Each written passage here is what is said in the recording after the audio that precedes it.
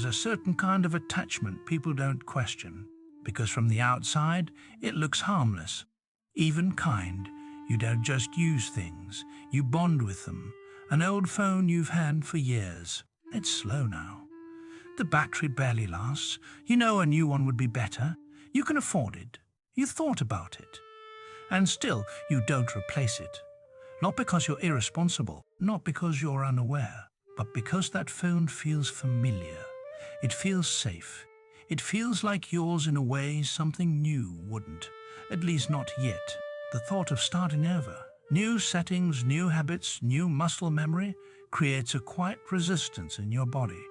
So you stay, and you tell yourself you're just practical, or sentimental, more simple. But this pattern doesn't stop with objects. It never does. You hold on to your first guitar even after they've outlived their best days. You stay in friendships that stopped nourishing you years ago. You remain emotionally invested in relationships that no longer grow, not because you're unaware they've changed, but because letting go feels heavier than staying. Comfort for you isn't luxury. Comfort is survival.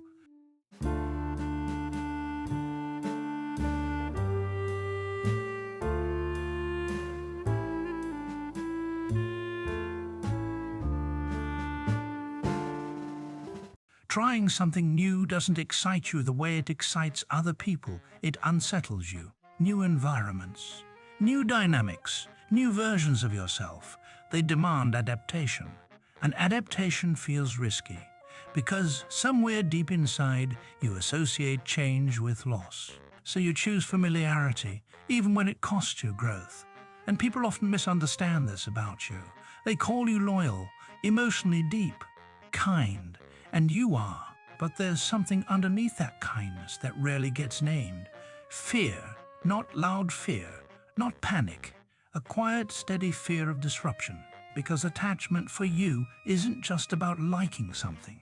It's about safety. You don't attach because you're weak. You attach because once something feels safe, you don't want to gamble that safety away. And psychology has a lot to say about why that happens. For many people like you, attachment became a strategy early in life. Maybe stability wasn't guaranteed. Maybe people came and went. Maybe affection was inconsistent. So when something did stay, an object, a person, a routine, your nervous system took note. This doesn't leave. This doesn't surprise me. This doesn't hurt me. And over time, familiarity became synonymous with safety, which means novelty became suspicious. New things weren't exciting. They were uncertain. And uncertainty to your system feels dangerous. So you learn to bond deeply, to personalize objects, to assign meaning to people quickly, to hold on tightly once something felt emotionally familiar. That's why letting go feels disproportionately painful for you. It's not about the phone, it's not about the bike, it's not even about the person. It's about what they represent. Continuity, stability, a version of life that doesn't require you to reorient yourself, because every new beginning asks you to grieve the old one. And grief is something you feel deeply. You don't move on easily. When something ends, it doesn't just disappear from your life. It stays alive inside you. Memories, sensations, emotional residue. You remember how things felt, not just how they were. That's why you don't discard things casually, why you struggle to replace, why endings linger long after they're technically over. And again, people mistake this for softness, but softness isn't the full picture. There's also avoidance here, because trying something new means accepting that the old chapter is truly finished. And finishing something means accepting impermanence, that nothing stays forever, that even good things end. And for someone like you, that truth is hard to sit with. So instead of confronting impermanence, you manage it. You keep the old phone, you keep the familiar bike, you keep the same people around, even when the connection has thinned. Not because you don't know better, but because familiarity keeps your inner world regulated. Here's where this pattern quietly becomes limiting. The longer you stay attached to what's familiar, the harder it becomes to trust yourself in new spaces. You start believing that comfort lives outside you, in objects, in people, in routines. So change starts to feel like threat instead of possibility. Growth feels like betrayal of the past, of memories, of who you used to be.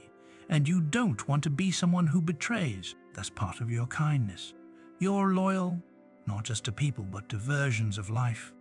But loyalty, when taken too far, turns into self-abandonment. Because while you're protecting comfort, you're quietly shrinking your world. You say you don't want much, that you're simple, but deep down there's curiosity you don't act on, desires you keep contained, versions of yourself that never get explored, not because you don't want them, but because wanting them would require letting go of what already feels safe. And letting go feels like losing a piece of yourself, especially when attachment has become part of your identity. You see yourself as someone who feels deeply, who values connection, who doesn't treat things or people as disposable. And that's true. But here's the psychological tension. You confuse attachment with meaning. You believe that if you let go, the meaning disappears, that the memories fade, that the bond becomes invalid. But meaning doesn't vanish when you move forward. It integrates. What you're really afraid of isn't new things. It's the emotional disorientation that comes with them. The feeling of not knowing who you are, yet in a new space. The temporary awkwardness. The unfamiliar rhythms. The lack of emotional anchoring. Because attachment has been your anchor. And without it, you feel unmoored. So you stay, even when staying slowly costs you more than leaving would. This pattern often shows up in love the strongest. You attach early, deeply, sometimes too quickly. Once someone feels familiar, you invest, you excuse misalignment, you tolerate stagnation, you stay longer than you should, not because you don't see the cracks, but because starting over feels unbearable. Learning someone new, trusting again, building comfort from scratch, that feels exhausting. So you choose known pain over unknown peace. And again, people call this devotion. But devotion without growth becomes a cage, and none of this makes you cold or broken. It makes you someone who learned to survive by holding on. But survival strategies aren't meant to become life strategies. Here's the shift that changes everything. Attachment itself isn't the problem. The problem is when attachment replaces trust in yourself. When comfort lives in objects instead of your own adaptability. When safety lives in people instead of your own resilience. You don't need to become detached. You don't need to become careless. You need to learn how to let comfort move with you. To trust that familiarity can be rebuilt, that safety can be recreated, that you can survive the awkward middle of new beginnings. Because the truth is, you're not attached because you're weak. You're attached because you care. But caring doesn't mean staying stuck. And growth doesn't mean losing who you are. It means expanding who you can be. If this resonates, if you recognize yourself in the way you hold on, the way you hesitate to replace, the way you cling to what feels safe, this isn't a flaw to erase.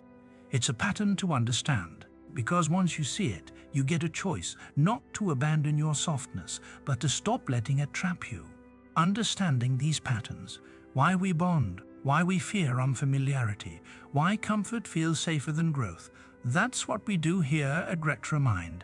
We don't shame attachment, we examine it. Because when attachment stops being unconscious, it stops controlling your life, and you don't lose your kindness, you just stop letting it cost you your future. And that's where real growth actually begins.